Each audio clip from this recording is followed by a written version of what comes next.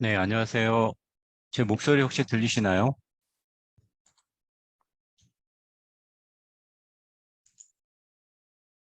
네, 네, 들리시는 것 같습니다. 네, 오늘 제가 발표할 내용은 클라우드 네이티브 딜리버리 플랫폼 혹은 뭐 클라우드 네이티브 서비스 플랫폼이라고 하는 거에 중점을 둬서 얘기를 좀 해보려고 합니다. 그러니까 뭐 여러분들도 아마 지금 뭐 회사나 혹은 그 학교에서 뭐 이 비슷한 플랫폼을 사용하고 있으리라 생각이 좀 들기는 합니다. 제 소개를 먼저 좀 드리겠습니다. 저는 지금 현재 주식회사 클라이온의 DX 기술 서비스 본부장을 맡고 있는 성호준이라고 하고요. 저는 약 한 23년 정도 IT 경력이 됐습니다. 그러니까 기존에는 제가 소위 말하는 이제 SI 업체에서 개발자로 근무를 했고요. 그다음에 어플리케이션 아키텍트 역할 등을 수행하면서 했습니다. 그리고 제가 클라우드를 접한 거는 2017년부터고요. 저는 그 개발자 출신이기 때문에 인프라, 하드웨어적인 인프라에 대해서는 많이 알지는 못합니다. 그렇지만 이제 클라우드 세상이 되면서 나름 그 제가 가지고 있는 IT 지식하고 개발 경험을 통해서 클라우드를 좀 더 다른 각도로 좀 봐오면서 그다음에 클라우드 구축 및 컨설팅 등을 수행해 왔습니다.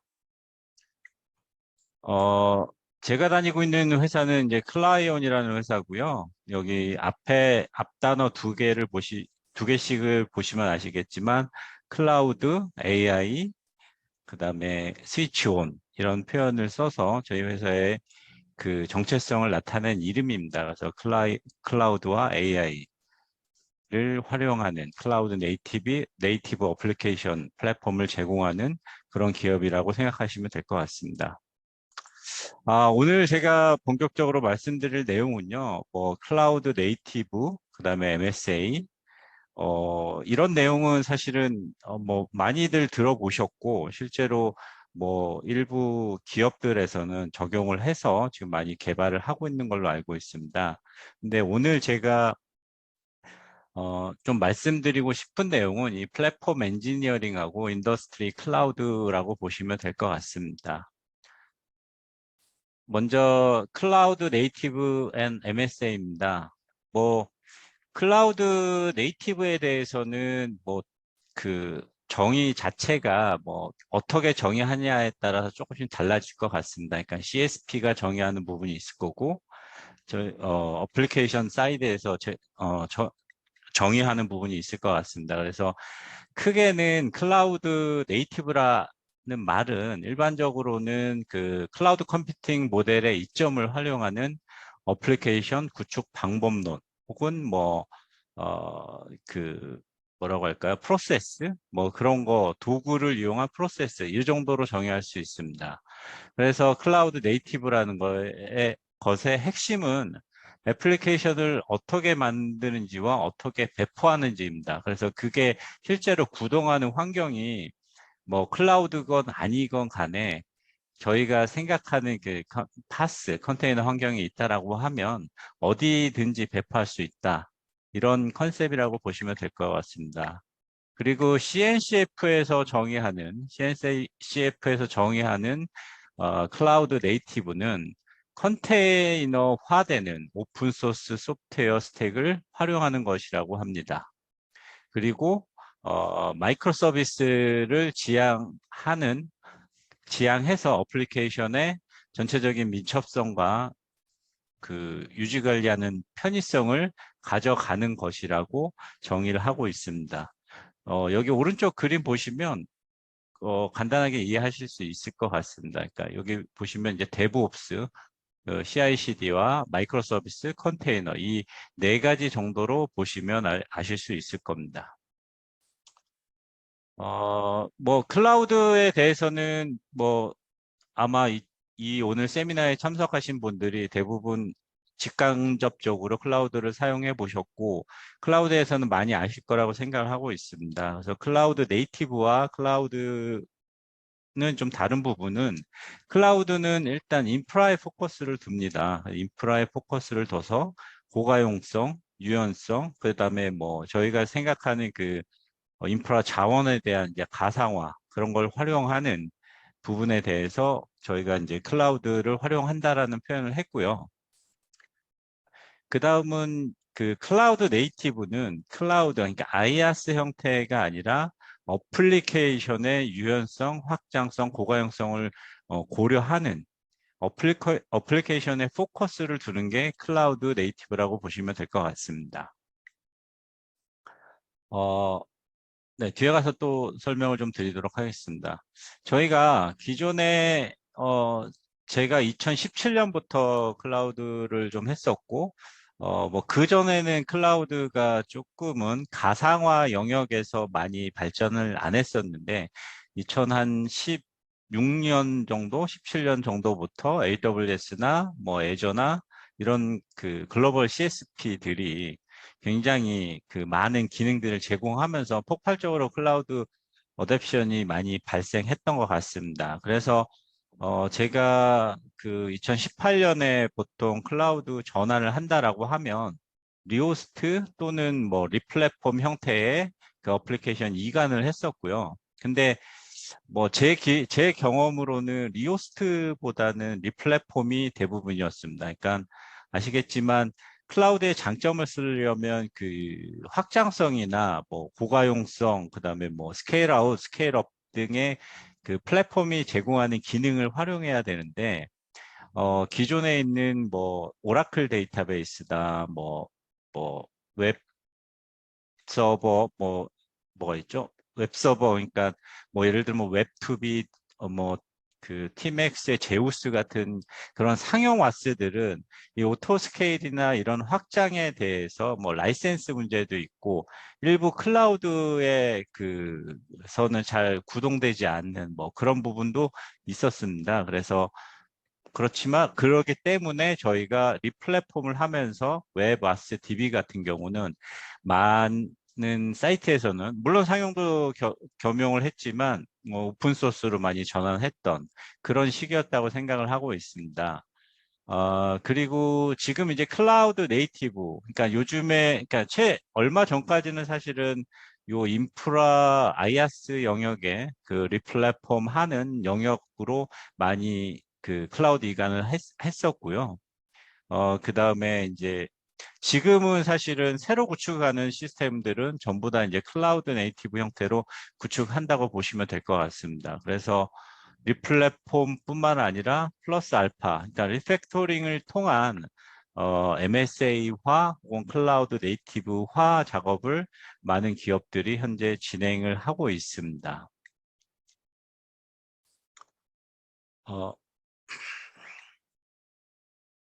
어, 클라우드 네이티브화가 되면서 그 소프트웨어 라이프 사이클 주기, 배포 주기나 이런 부분도 많이 변화가 됐습니다. 그러니까 뭐 예전에 그러니까 예전 레거시 시절이나 최근에 2000년대 뭐 에자일이나 저희가 일반적으로 얘기하는 3티어 뭐 가상화 혹은 이제 뭐 온프레미스 이런 시기에는 사실은 비즈니스 어자일리티가 그렇게 많지 않은 게 아니라 IT가 따라가지 못했다고 표현이 좀 더 맞겠죠. 그래서 저희가 소프트웨어를 배포하는 주기나 이런 거 봤을 때는 뭐 90년대는 이렇게 오랜 시간이 그러니까 뭐 달이나 연에 따라서 한 번씩 개편한다든가 이런 식을 썼고요.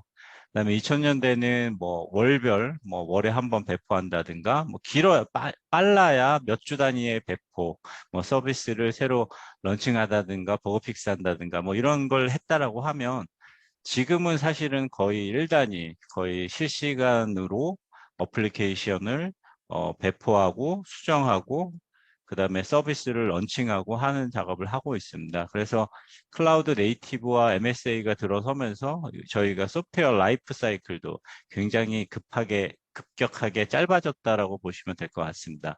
물론 뭐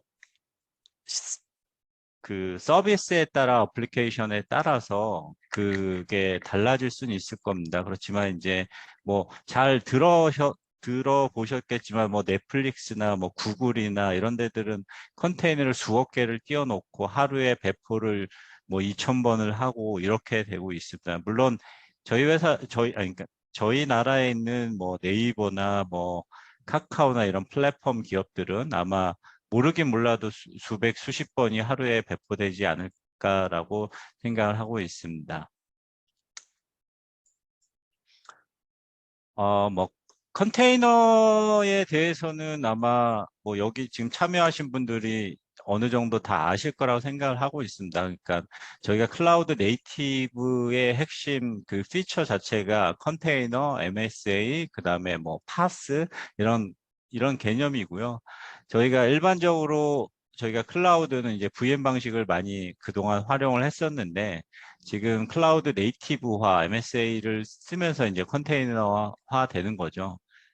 그래서 뭐 두 개의 차이점이라고 하면 사실은 그 뭐 확장성도 물론 마찬가지입니다만 그 고가용성 혹은 뭐 네, 고가용성에서 좀 더 확실히 차이가 있다라고 볼 수 있을 것 같아요. 그러니까 VM 같은 경우는 제 경험으로는 오토 스케일이 걸었을 때 뭐 수분에서 뭐 10분 넘게 뭐 VM이 부팅하는데 시간이 걸리는 경우가 있습니다. 그래서 실제로 그 트래픽이 많이 떨어졌을 때 온디맨드 형태의 오토 스케일은 사실은 잘 이루어지지는 않습니다. 그래서 저희가 임계치를 조정한다든가 아니면 미리 VM을 생성해 놓는 뭐 그런 형태로 오토 스케일을 적용했다라고 볼 수 있습니다. 그렇지만 컨테이너는 사실은 뭐 말 그대로 런타임만 들어 있기 때문에 그 부팅이라고 표현을 해야 될까요? 그 네, 컨테이너를 새로 띄우는데 뭐 수초에서 수십 초 이내이기 때문에 훨씬 더 고가용성을 유지하는데 많이 더 빠르지 않나 이렇게 생각을 하고 있습니다. 그렇기 때문에 지금 앞서서 말씀드렸던 것처럼 소프트웨어의 라이프 사이클도 빨라지고 서비스 런칭도 빨라졌기 때문에 그 빠르게 그 서비스를 컨테이너로 배포해서 검증하고 새로운 뭐 소프트웨어를 서비스를 그 런칭할 수 있는 그런 환경이 필요했기 때문에 컨테이너 방식을 사용한다고 생각하고 있습니다. 네. 마찬가지로 이제 뭐 네, 도커로 상징되는 이제 컨테이너 엔진이 있을 거고요. 뭐 일반적으로 저희가 뭐 물리 서버나 VM을 생성해서 거기에다 소스를 갖고 가고 배포하고 이런 그 CI/CD 하는 그런 리드 타임이 있어야 되지만 컨테이너로 저희가 만약에 그 서비스를 배포를 한다라고 하면 그 컨테이너 레지스트리에 있는 컨테이너를 뭐 여기 보이시는 것처럼 뭐 어떤 물리 서버가 됐던 클라우드가 됐던 어떤 리전이 됐던 컨테이너 엔진만 있다라고 하면 컨테이너에 있는 이미지를 바로 배포해서 실행시킬 수 있는 그런 확장성이 훨씬 더 좋다라는 게 컨테이너의 장점입니다. 네, 뭐 요 부분도 이제 앞에서 말씀드린 내용인데요. 뭐 일반적으로 VM으로 트래픽에 따라서 스케일링 하는 것보다는 컨테이너를 활용해서 스케일링 하는 게 편하고 뭐 VM 같은 경우는 이렇게 그좀 커다란 어플리케이션 단위로 구성이 되어 있기 때문에 모놀리틱 뭐 이런 형태로 되어 있기 때문에 VM을 확장하는 데는 자원 낭비도 심합니다. 그렇지만 저희가 컨테이너화를 하고 MSA화를 한다면 필요한 컨테이너만 스케일을 하기 때문에 뭐 비용 면에서 그다음에 확장성 면에서 훨씬 더 좋은 그 구조라고 할 수 있을 것 같습니다. 네, MSA입니다. MSA에 대해서는 뭐 다들 어느 정도 알고 있으실 거라 생각을 했고요. 그다음에 저희가 소위 말하는 이제 트래디셔널 어플리케이션, 모놀리틱이라고 표현하는 거 앞에서도 제가 몇 번 용어가 나왔는데 저희가 보통 이제 싱글 어플리케이션 그냥 뭐 이거는 그러니까 여기서 보는 티어 분리가 아니라 그냥 한 서버에 뭐 어플리케이션을 다 때려 놓고 그다음에 DB를 활용하는 뭐 이런 형태의 어플리케이션이 있을 거고요. 그다음에 2000년대에 뭐 N티어, 그러니까 보통 저희가 3티어로 구성을 많이 하죠.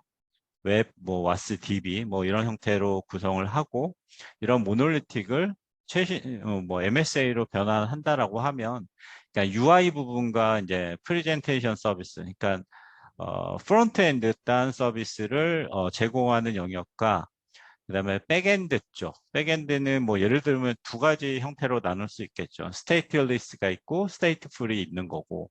그래서 스테이트리스 서비스를 뭐 그러니까 서비스별로 각자의 그 데이터 저장소를 갖고 있는 형태로 쪼개게 되는 거고요. 스테이트풀도 마찬가지입니다. 스테이트풀도 뭐 여기에 작게 뭐 이미지를 그려놨지만 뭐 자체 저장소를 갖고 있다든가 아니면 뭐 별도의 그 뭐 저장소를 활용한다든가 크게 봐서는 MSA 구조는 이렇게 가져간다고 보시면 될 것 같습니다. 뭐 MSA의 뭐 장점과 모놀리틱의 뭐 장점과 단점은 잘 아실 거라 생각이 듭니다. 그러니까 모놀리틱은 무겁습니다. 무겁고 개발하기 어렵고 장애도 대응하기도 힘들고 그다음에 뭐가 하나 뭘 바꾸고 싶어도 전부 뭉쳐 있기 때문에 바꾸기가 어려운 거죠. 그렇지만 모놀리티 아니 마이크로 서비스 같은 경우는 비즈니스 그 코어 펑셔널리티에 집중을 하는 거죠. 그래서 고 기능만 하는 작은 서비스로 쪼개기 때문에 작고 빠르고 그다음에 독립적이어서 뭐 신기술을 적용하기도 빠르다 이런 특징을 가지고 있다고 보시면 될 것 같습니다. 네, 뭐 이것도 이제 비슷한 내용입니다. 예전에 모놀리틱은 한 통으로 되어 있기 때문에 저희가 그 뭐 몇 년 단위로 차세대 혹은 뭐 준차세대로 해서 전체 시스템을 이렇게 뒤집는 뭐 그런 작업들을 여지껏 해오고 있었습니다. 근데 MSA 구조로 만들게 되면 뭐 이 특정 영역만 기술이나 뭐 프로세스가 바뀌었을 때 어, 배포 요 특정 영역만 그 기술을 대체하거나 개발을 다시 할 수 있는 그런 민첩성과 확장성을 좀 더 가지고 있는 구조라고 보시면 될 것 같습니다.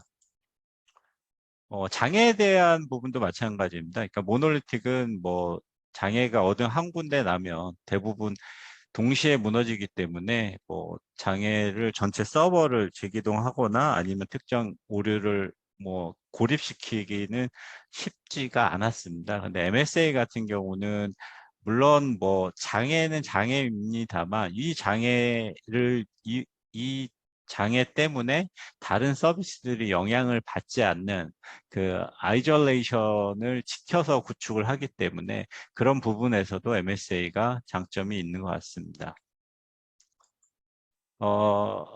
마이크로 서비스, 그러니까 MSA, 그러니까 마이크로 서비스의 원칙은 좀 이렇게 다음처럼 되어 있습니다. 그래서 보통은 뭐 여기 보시면 아시겠지만 독립성과 자치성을 코드의 재사용성보다 높게 본다. 그러니까 예전에는 리유저블 코드, 뭐 리유저블 컴포넌트, 그래서 재사용을 되게 강조를 했었어요.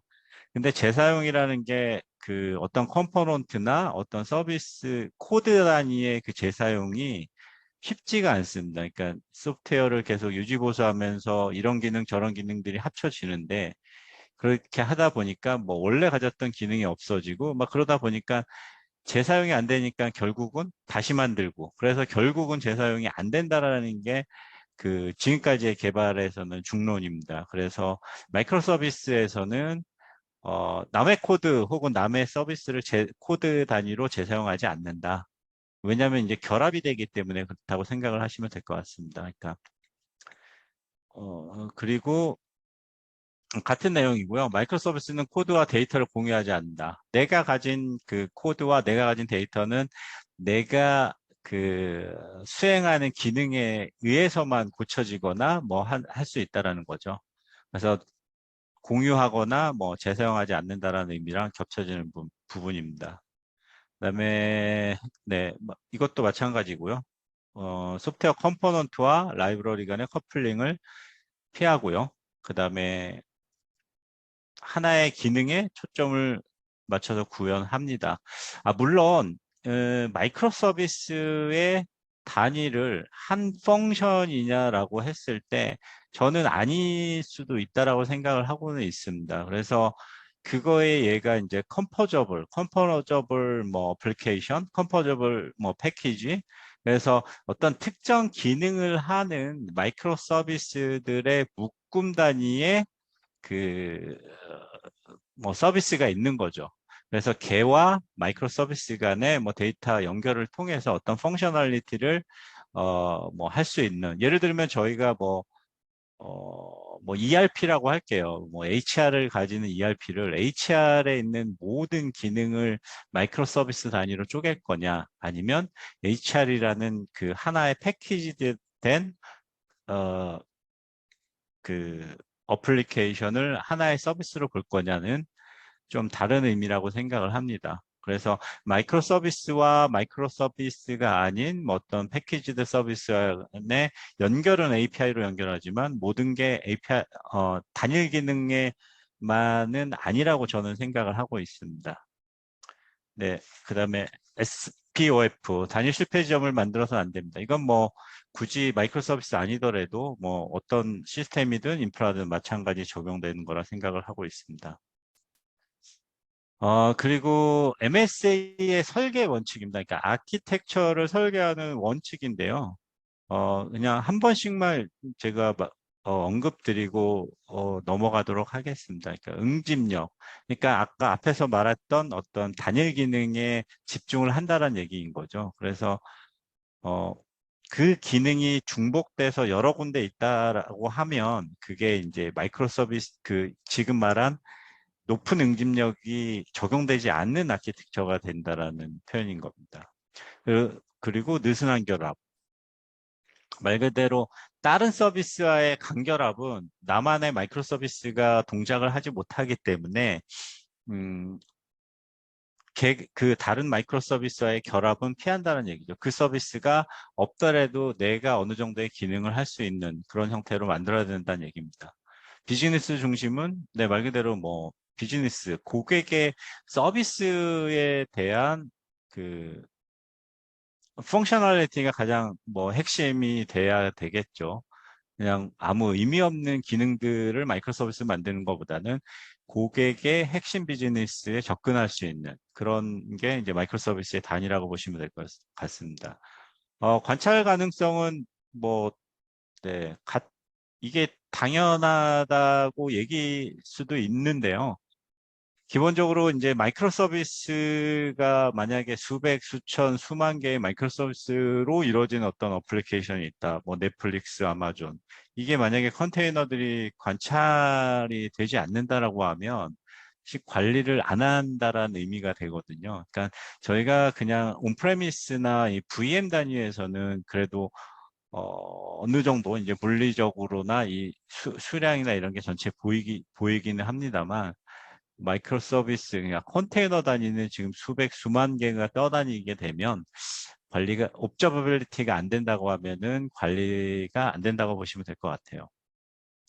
그리고 자동화 및 네, 검색 가능. 네, 이거를 뭐 컨테이너 수만 개를 일일이 사람이 손으로 뭐 눌러서 배포하고 이렇게 할 수는 없을 것 같습니다. 그래서 자동화 부분이 많이 필요하다라고 생각하시면 될 것 같습니다. 그리고 제가 여기서 한 가지만 그 MSA 설계 패턴에 대해서 저는 한 가지만 좀 말씀을 드리고 싶어요. 뭐 여러 가지 패턴이 있고 여러 가지 그 MSA 접근 방식이 있습니다. 그래서 설계를 어떻게 하고 여러 가지 뭐 MSA를 설계하는 패턴이나 어프로치가 있는데요. 제가 지금 현실적으로 저희가 접근할 수 있는 패턴은 저는 이거 하나밖에 없다라고 생각을 합니다. 기존의 그 모놀리틱을 전부 다 이렇게 당장 한 번에 가기에는 너무 많은 리스크가 있습니다. 뭐 데이터부터 그다음에 설계부터 뭐 개발부터 다 있고요. 시간도 오래 걸릴 거고요. 그렇기 때문에 어 단계적으로 저희가 일반적으로 이제 데브옵스 형태의 조직이나 혹은 뭐 그런 단계별 로드맵 뭐 그런 식으로 가져가야 된다라고 보고 있고요. 그래서 스트랭글러 패턴이라는 게 이제 교살자 패턴. 기존에 그 쓰지 않는 서비스를 뭐 죽여버리고 새 서비스를 런칭한다 뭐 그런 개념입니다. 그래서 뭐 스텝을 1, 2, 3로 할 수 있는데요. 변화를 한번 하고요. 일부 변화를 하고 기존 버전하고 다른 새로운 버전하고 같이 쓰다가 나중에 기존 버전을 제거한다 이런 개념입니다. 그래서 모놀리틱을 좀 쪼개는 거죠. 변환해서 UI를 기존에 이렇게 간결합되어 있는 거를 쪼개고 프록시를 중간에 하나 놓고 기존의 서비스들은 유지하면서 새로운 서비스들을 옆으로 마이크로 서비스로 붙이는 형태 이렇게 되는 겁니다. 그래서 뭐 예를 들면 이 기능과 이 기능이 동일한 기능이 있는데 뭐 1대 9, 뭐 2대 8로 이쪽에 써서 결과가 문제 없다라고 하면 기존 걸 없애고 그 새로운 그 서비스만 남기고 기존 거는 없애버리는 이런 식으로 해서 점진적으로 서비스를 마이크로 서비스로 바꾸는 이런 패턴이 돼야 된다고 생각을 하고 있습니다. 지금 뭐 저희 회사도 그렇고 기존에 제 경험으로도 그렇고 여기에서 바로 일로 가자라는 말들을 많이 하세요. 고객분들은 클라우드 네이티브니까 MSA로 가자. 근데 아무도 여기의 로직과 이 기존의 이 로직이나 뭐 프로세스나 이거에 대해서 아는 분이 없으시는 거죠. 그래서 바로 이렇게 가기에는 리스크가 너무 많다라고 생각을 말씀을 드리고 저희는 단계별로 가자라는 방식 형태로 구축을 한 경험이 있습니다. 그다음에 뭐 클라우드 네이티브에서 또 뺄 수 없는 게 그 데브옵스하고 CI/CD인 거고요. 뭐 데브옵스는 그 뭐 보통은 그 방법론 혹은 이제 뭐 기업 문화 뭐 이런 표현을 많이 씁니다. 그래서 데브옵스는 당연히 저희가 MSA를 유지 보수하고 MSA 그러니까 마이크로 서비스를 유지 보수하고 운영하기 위한 기본적인 컨셉과 뭐 툴도 다음과 같이 툴 같은 것도 같이 결합이 되어야지만 할 수 있다라고 생각을 하고 있습니다. 근데 이제 뭐 데브옵스만으로 저희가 마이크로 서비스 아키텍처를 운영하고 클라우드 네이티브로 구축할 수 있느냐?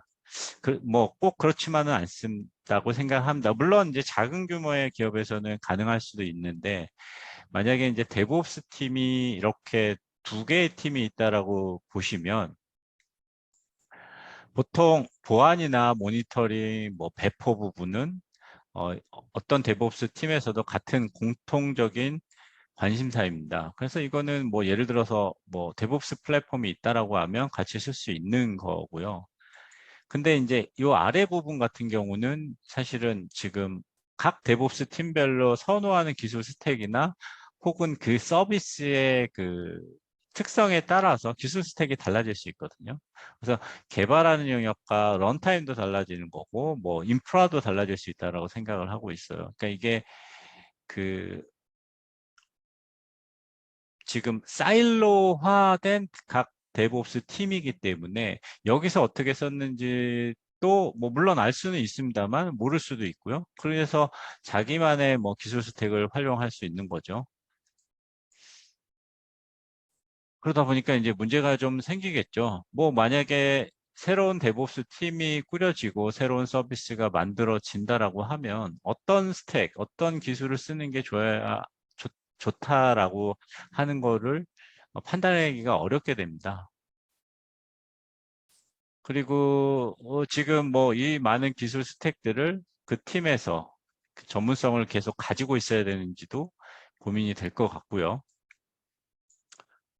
뭐 이게 어려운 일입니다. 각 데브옵스 팀에서 그런 기술력뿐만 아니라 이런 전문가들을 팀별로 보유할 수 있느냐 이 부분도 어려운 문제입니다. 그래서 보통 이제 데브옵스 팀이라고 하는 데서 보통 이제 어떤 서비스를 런칭할 때 뭐 인프라를 만들고 뭐 K8S 만들고 뭐 CI/CD 서버도 하고 뭐 보안도 하고 이런 프로세스에서 하게 됩니다.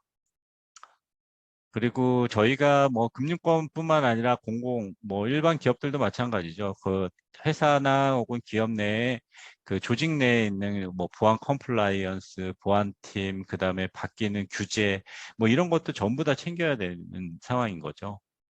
그래서 조직 간의 그 개발자 데브옵스 팀 간의 그 어떤 불일치가 생기게 됩니다. 그게 기술 스택이 됐던 어떤 컴플라이언스가 됐던 거버넌스가 됐던 이런 부분이 생기기 때문에 그 생각처럼 저희가 만든 서비스들을 뭐 한번 만들어서 뭐 어디다 배포하고 활용하는 데 제약이 있게 됩니다.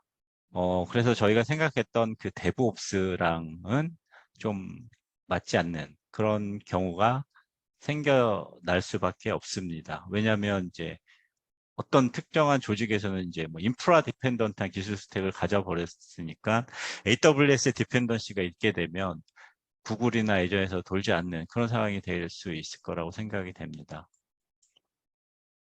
근데 뭐 그리고 뭐 그런 아키텍처뿐만 아니라 이제 개발을 하기 위해서의 툴에 대한 툴이나 뭐 이런 것에 대해서도 많은 고민이 듭니다.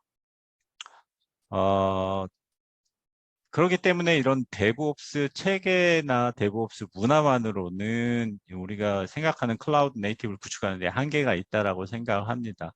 그래서 나온 개념이 이제 플랫폼 엔지니어링이라는 개념입니다. 그래서 제가 오늘 드리고 싶었던 주요 내용이기도 하고요. 플랫폼 엔지니어링은 뭐 그냥 느낌상으로 플랫폼을 그 뭐랄까요 구축하고 구현하고 뭔가 해주는 거다라고 이해하시면 되고요. 사실은 저희가 가장 많이 쓰는 클라우드 자체도 커다란 이제 플랫폼이라고 보시면 될 것 같습니다. 근데 CSP가 제공하지 않는 기능들에 대해서 고민을 해야 되는 게 이제 저희 같은 기업들, MSP 혹은 조직들이라고 보시면 될 것 같고요.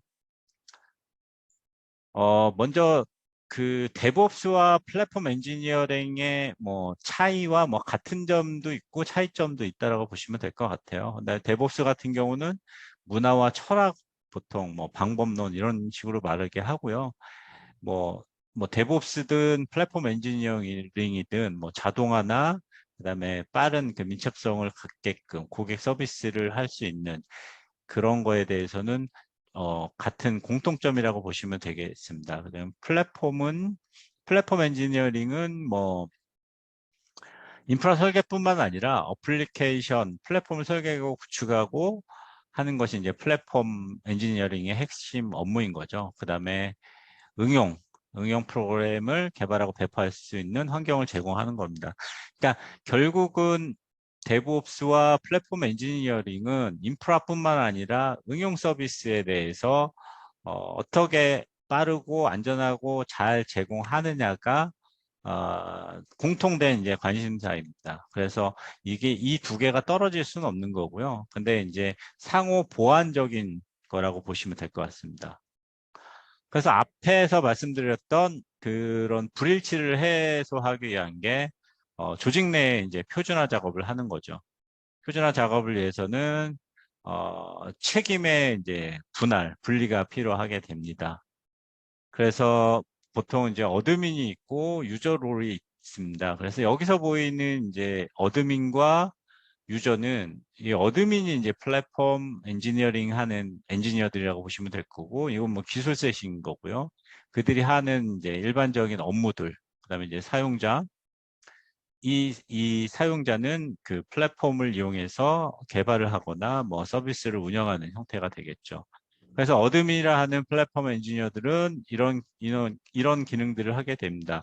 저희가 플랫폼을 물론 기존의 MSP 분들이 제공하는 인프라나 뭐 파스 구축을 뭐 하는 부분도 있습니다만 저희가 바라보는 클라우드 네이티브 상에서의 플랫폼 엔지니어들은 쿠버네티스 상에서의 플랫폼 엔지니어링이라고 보시면 될 것 같습니다.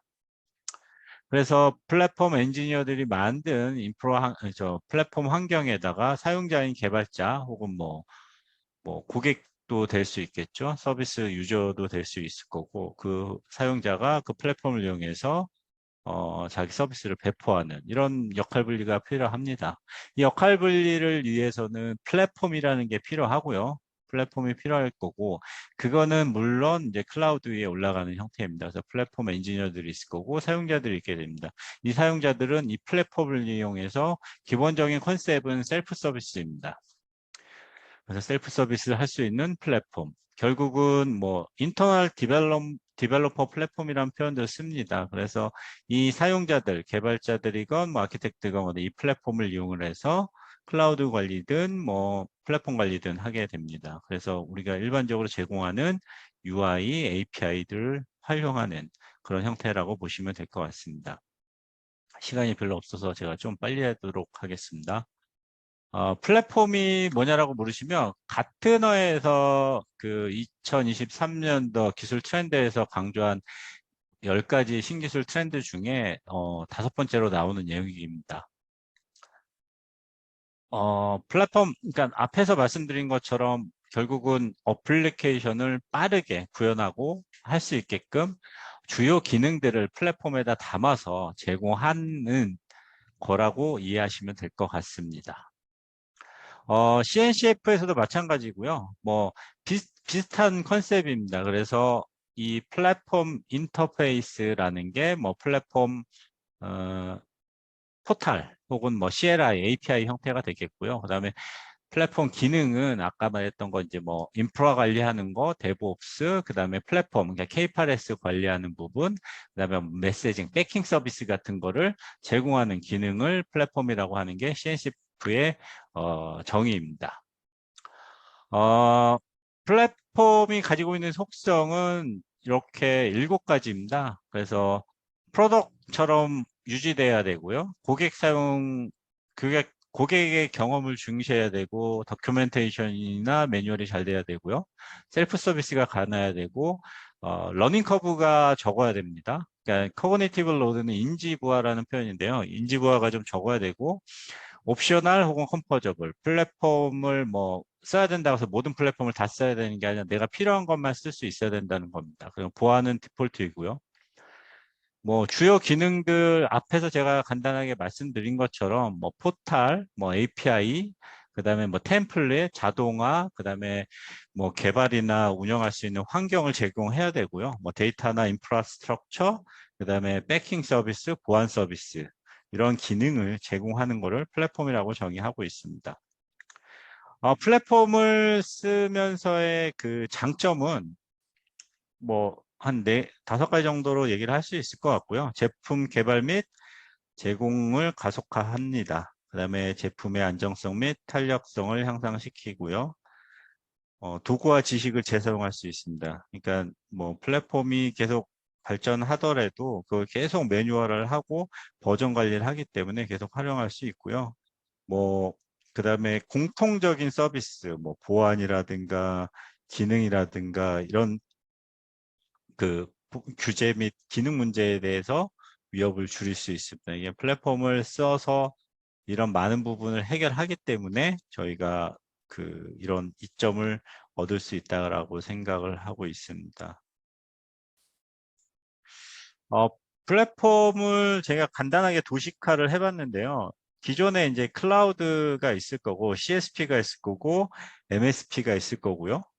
그 다음에 그 CSP가 제공하는 파스, 그러니까 K8S 일반적으로 사실상 표준이 K8S 위에 저희가 플랫폼을 얹게 됩니다. 플랫폼을 얹게 되고요. 그걸 이제 저희가 플랫폼 서비스 프로바이더라는 표현을 쓰고요.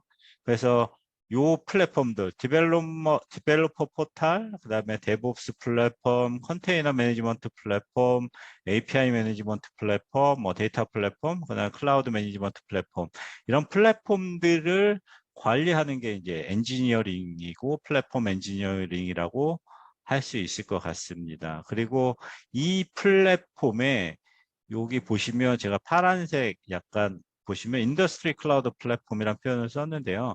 고객 혹은 도메인 스페시픽한 그런 펑셔널리티를 같이 위에다 얹습니다. 그리고 고객 도메인에 따라서 그런 클라우드 인프라 컨피그레이션이라든가 파스 컨피그레이션까지를 지원하는 하게 되고요. 그리고 이제 그 도메인의 그 스페시픽한 기능들의 뭉치, 이걸 전체를 저희가 이제 인더스트리 클라우드 플랫폼이라고는 표현을 활용하게 됩니다. 즉, 그 플랫폼 엔지니어링 플러스 고객 그 비즈니스 서비스 컴포넌트를 올라가게 되는, 그래서 어떤 뭐 금융 맞춤형 플랫폼, 클라우드 플랫폼, 혹은 뭐 유통 맞춤형 클라우드 플랫폼, 제조 맞춤형 클라우드 플랫폼, 이런 형태로 클라우드 플랫폼이 발전할 거라고 생각을 하고 있습니다. 어, 플랫폼이 어떻게 발전할 건지에 대해서 제가 간단하게 도식화를 해봤고요.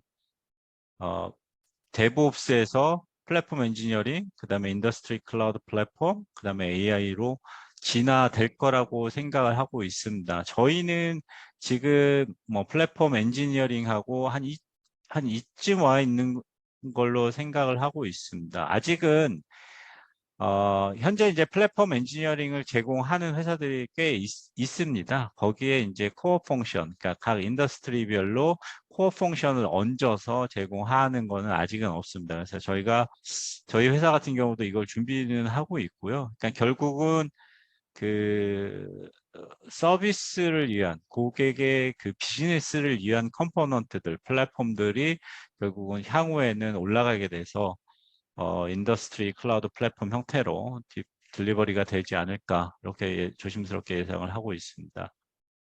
저희 뭐 미래는 그럴 것 같습니다. 뭐 저희가 같은 기업들이 할 거보다는 AI가 다 하지 않을까, 그렇게 생각은 해봅니다. 그렇지만 사실은 이 부분에 대해서는 제가 오늘 이 자리에서는 말씀드리기가 좀 어려울 것 같습니다. 어, 플랫폼의 그 레퍼런스인데요. 뭐 이렇게 그냥 간단하게 보시면 될 것 같아요. 이런 플랫폼이 있어요. 그래서 내가 AWS의 K8s에다가 뭐 EKS를 만들고 싶다. 그러면 화면에다 이걸 선택하고 누르면 EKS가 생성이 되고요. 이런 템플릿들이 있다라고 보시면 될 것 같아요. 그래서 데이터베이스도 있고, 뭐 프레임워크도 있고, 그 백킹 서비스 할 수 있는 뭐 메시징이나 뭐 이런 것, 메시지 브로커도 있고, 그다음에 쿠버네티스에서 쓸 수 있는 뭐 로깅이라든가 뭐 그 모니터링 할 수 있는 툴들도 있고, 이걸 활용해서 이렇게 그림을 그려줍니다. 예를 들어서 아키텍처를 이렇게 만들어주고 버튼을 누르게 되면 이게 아까 만든 EKS에 들어가는 형태이게 되는 거죠. 이런 형태로도 플랫폼, 이런 게 플랫폼이라고 볼 수 있다라고 생각을 해서 제가 이거 장표를 좀 넣어놨습니다. 그래서 이 그림에서 어떤 특정한 파드를 보게 되면 운영 중인지 안 운영 중인지를 좀 볼 수 있게 되고요. 이렇게 모니터링, 옵저버빌리티도 굉장히 중요하기 때문에 뭐 할 수 있게 되고요. 저런 그런 템플릿들을 모아 놓은 거죠. 이렇게 모아 놓게 되면 결국은 이런 거 같은 경우는 제가 말씀드렸던 인더스트리 클라우드 플랫폼 형태인 거죠. 이거를 저희가 고객 사이트에 있는 그 K8s에 배포를 해준다라고 하면 고객은 그 유통이나 뭐 이커머스를 위한 클라우드 플랫폼을 가지게 되는 형태인 거죠.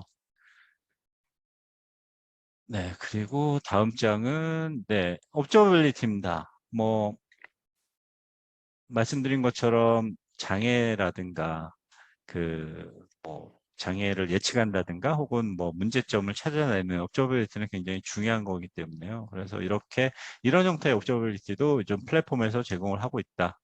그래서 뭐 클러스터별로 제공도 하고 있고요.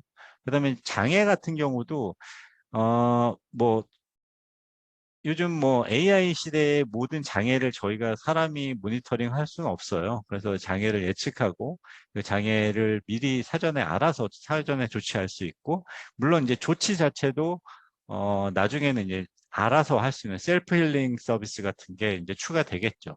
지금은 장애를 예측하고 그 예측한 거를 사람이 미리 어, 좀 예방하는 단계라고 하면 나중에는 이제 셀프 힐링도 될 거라고 생각은 하고 있습니다. 이런 거를 제공하는 게 어, 플랫폼이고 클라우드 네이티브를 위한 뭐 미래의 지향적인 모습이지 않을까 생각을 하고 있습니다.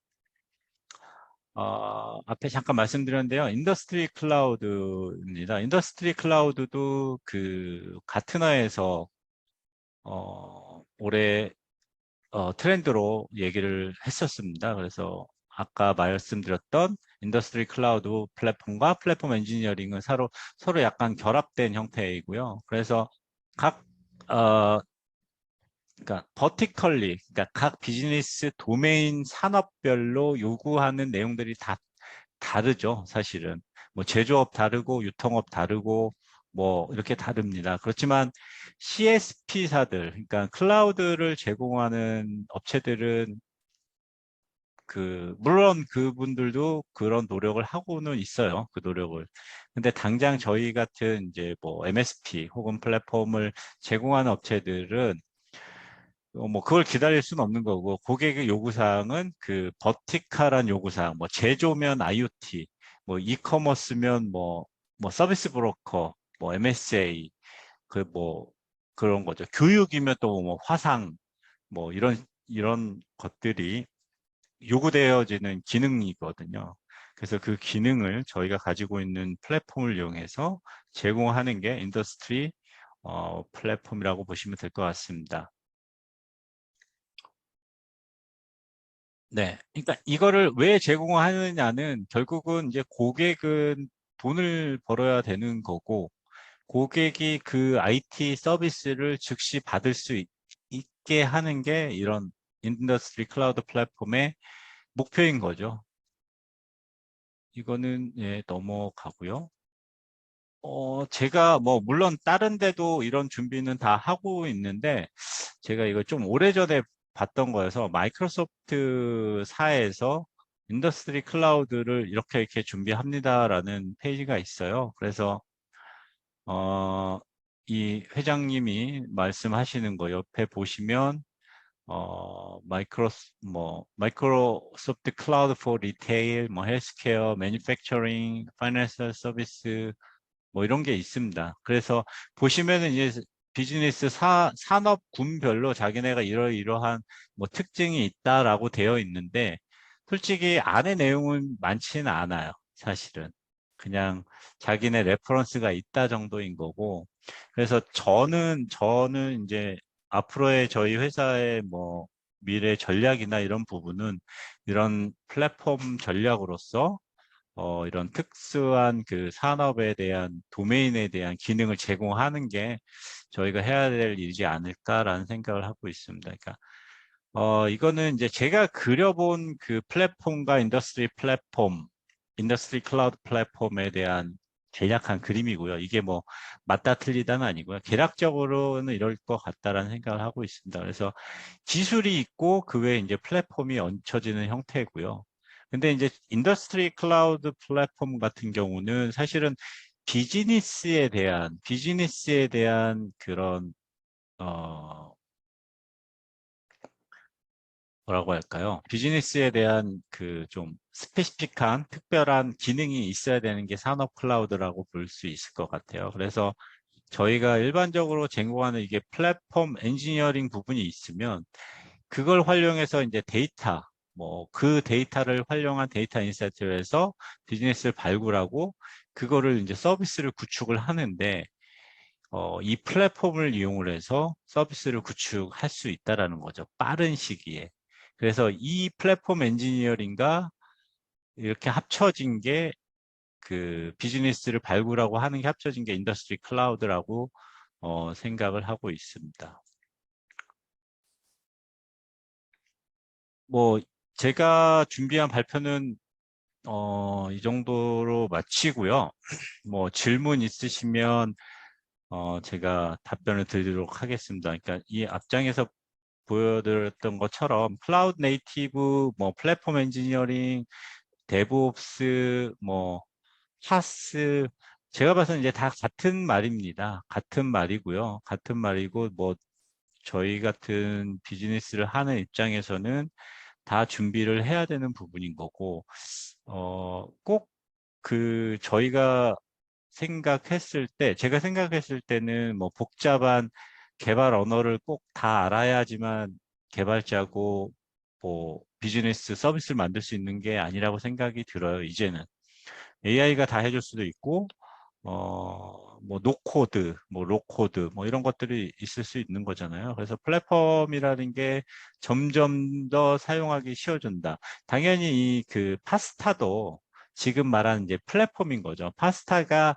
굉장히 잘 되어 있는 플랫폼의 일종인 거죠.